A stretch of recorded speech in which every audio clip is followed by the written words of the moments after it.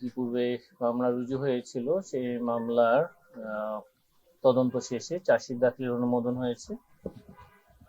আরেকটা হচ্ছে সম্পদ বিবরণী জারি আদেশ হয়েছে এবং একটা মামলা রুজুরও অনুমোদন হয়েছে।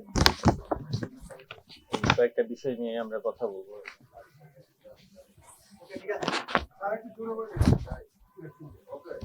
শুনতে পান?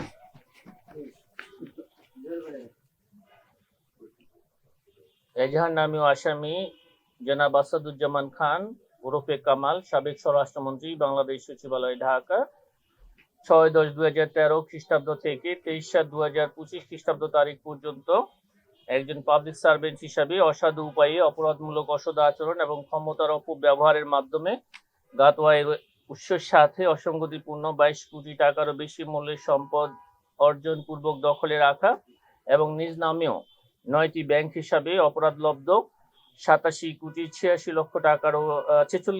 লক্ষ টাকারও বেশি অস্বাভাবিক লেনদেন করে মানি লন্ডারিং এ সম্পৃক্ত অপরাধ, দুর্নীতি ও ঘুষ সংগঠনের মাধ্যমে প্রাপ্ত অর্থ স্থানান্তর, রূপান্তর এবং হস্তান্তর করার অপরাধ তদন্তকালে প্রমাণিত হয়েছে। এছাড়া তদন্তে আগত আসামি লুৎফুল তাহমিনা খান, স্বামী আসাদুজ্জামান খান, জনাব শাফি মুদাসসির খান ওরফে জ্যোতি, পিতা আসাদুজ্জামান খান, শাফিয়া তাসনিম খান, পিতা আসাদুজ্জামান খান, এই তদন্তে আগত 3 জন আসামি তাদেরও এই অপরাধলব্ধ অর্থ স্থানান্তর, রূপান্তর এবং হস্তান্তরে সহায়তার অপরাধ তদন্তকালে প্রমাণিত হয়েছে। এই কারণে তাদের সকলের বিরুদ্ধে চার্জশিট দাখিলের সিদ্ধান্ত গৃহীত হয়েছে।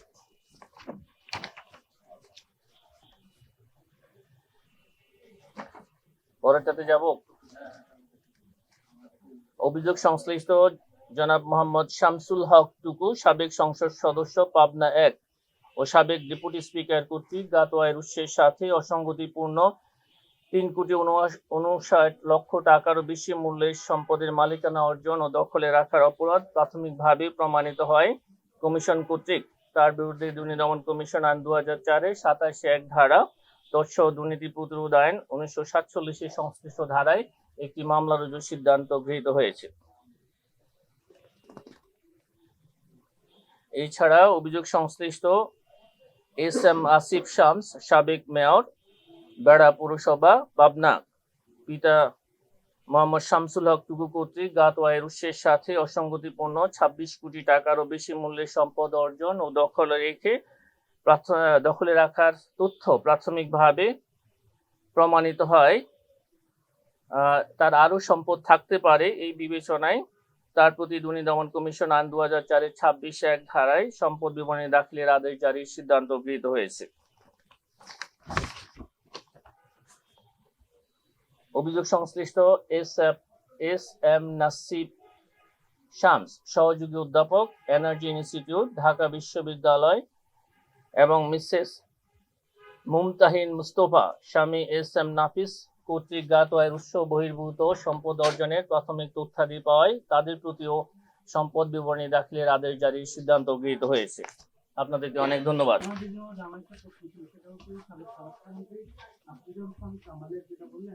যখন ইনকোয়ারি শুরু হয়েছে তখন বেশ কিছু অভিযোগ ছিল, তার মধ্যে বস্তায় করে টাকা ঘুষ লেনদেন সহ বিভিন্ন অভিযোগ ছিল। এটা কি তার অবৈধ সম্পদ না অন্যগুলো ইনকোয়ারি এখানে শুধুমাত্র জ্ঞাত আয়বহির্ভূত সম্পদ অর্জনের বিষয়টা এখানে বিবেচনা করা হয়েছে। তার বিরুদ্ধে আরো অনুসন্ধানাধীন যে বিষয়গুলো রয়েছে সেগুলি সংশ্লিষ্ট অনুসন্ধান দল দেখছেন। সেগুলি যখনই তার স্ত্রী, তার ছেলে এবং তার মেয়ের বিরুদ্ধে আপনারা জ্ঞাত আয়ের সম্পদ অর্জনের অভিযোগ তদন্তকালে পেয়েছেন, এটা কি আলাদা আলাদা চার্জশিট হচ্ছে 4 জনের ক্ষেত্রে নাকি একই মামলায়? না, একই মামলাতে তাদের তদন্ত আগত আসামি হিসাবে তাদের সম্পৃক্ততা পাওয়া গেছে, সেই কারণে তাদেরকে একই মামলাতে অন্তর্ভুক্ত করা হয়েছে। এনসিপির কয়েকজন ছিল এবং এপিএসপিএস এর একটা অনুসন্ধান ছিল, সেটা কি করবে? সেটা অনুসন্ধানাধীন আছে। আমরা অনুসন্ধান শেষ হলেই আমরা আপনাদের কাছে সেই অনুসন্ধান প্রতিবেদনের আলোকে যে সিদ্ধান্ত গৃহীত হয় আমরা আপনাদেরকে জানাতে পারবো। আওয়ামী লীগের সাবেক মন্ত্রী এমপি যারা আছে তাদের বিরুদ্ধে মামলা করছেন, একই সময়ে চার্জশিট পর্যন্ত চলে যাচ্ছে, তাহলে এনসিপি বা এপিএসপিএস দের এই অনুসন্ধানটা এত দীর্ঘ সময় লাগছে কেন? এটা আমার যতদূর মনে আছে, আমি অনুসন্ধান দলের সাথে কয়েকদিন আগে কথা বলেছিলাম। তারা সম্পদ বিবরণী দাখিলের আদেশ জারি হয়েছে, আপনারা নিশ্চয়ই জেনেছেন, এবং এই যেই সম্পদ বিবরণী তারা দাখিল করবেন সেগুলি যাচাই বাছাইয়ের কার্যক্রমটা তারা করবেন। তো এটার জন্য যে যতটুকু যৌক্তিক সময় লাগবে সেটুকু সময় তাদেরকে অ্যালাউ করতে হবে, তারপরে তারা প্রতিবেদন দাখিল করবেন নিশ্চয়ই।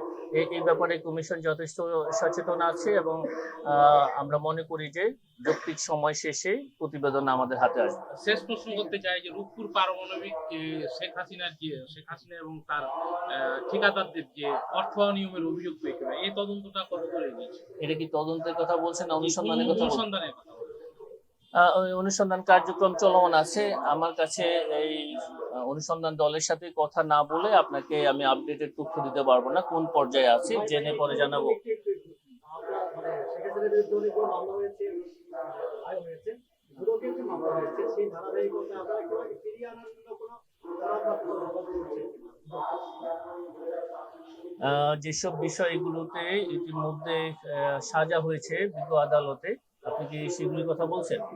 বিজ্ঞ আদালতে যেগুলোতে ইতিমধ্যে সাজা হয়েছে সেই সাজার প্রেক্ষিতে বিজ্ঞ আদালতের আদেশ অনুযায়ী যারা পলাতক রয়েছেন এবং দেশের বাইরে যারা রয়েছেন তাদেরকে ফিরিয়ে আনার ব্যাপারে সরকার এবং দুর্নীতি দমন কমিশন এবং অন্যান্য এজেন্সিও একই সাথে কাজ করছেন।